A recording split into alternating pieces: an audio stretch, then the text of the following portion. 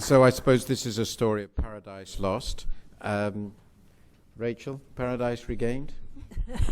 Well, I think it does explain, for me, very clearly why the French government decided to make reform of the international monetary system a top priority for its presidency of the G20. I have to say it wouldn't have been my choice. It wouldn't have been my choice because I think I am roughly where you ended up, which is I think that the financial reform agenda which has emerged from the crisis, and in particular the attempt to devise some macroprudential framework, that's the big prize at the moment. And and without the political energy which only the G20 can supply, I worry that that agenda is going to get a bit stalled.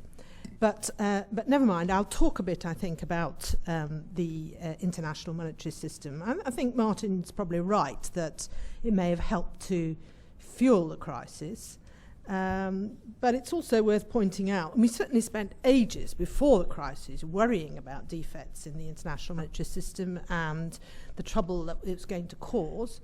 But it's worth remembering that we didn't have the crisis we expected. It wasn't a disorderly collapse of the dollar, which is what was waved in front of us for several years.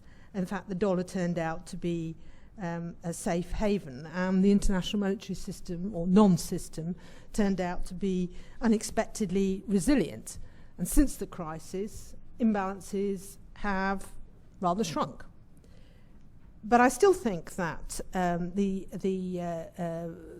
are some strains there that should worry us. And the two-speed global recovery has put a lot of strains on the system, which continues to be really centred on the dollar. The fact is that policies which make sense, they do make sense for the US in domestic terms, are fueling inflation and asset price and commodity price booms around the world, and that risks at best possibly derailing the recovery, at worst prompting another crisis, and that is something that should worry us. I think reform is enormously difficult. If we're ever to get anywhere, we need to distinguish symptoms from root causes. And I think we also need to know where we're going, and I just wanted to say a couple of words about that.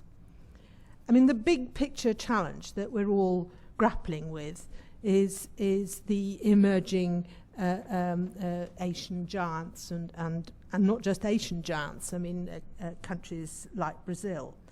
And I think historically it's pretty obvious that we are really not much more than at the beginning of a very difficult and dangerous transition from a very ramshackle international monetary system, which is very much dominated by the dollar, to a multipolar world, which is probably going to be based on several reserve currencies.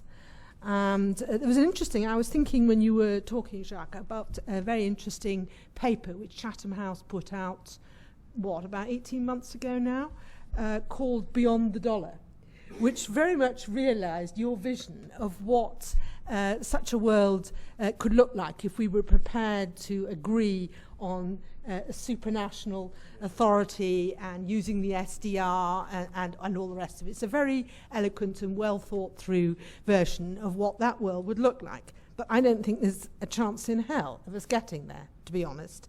The political requirements, the geopolitical requirements of such a world are just simply beyond imagining at the moment.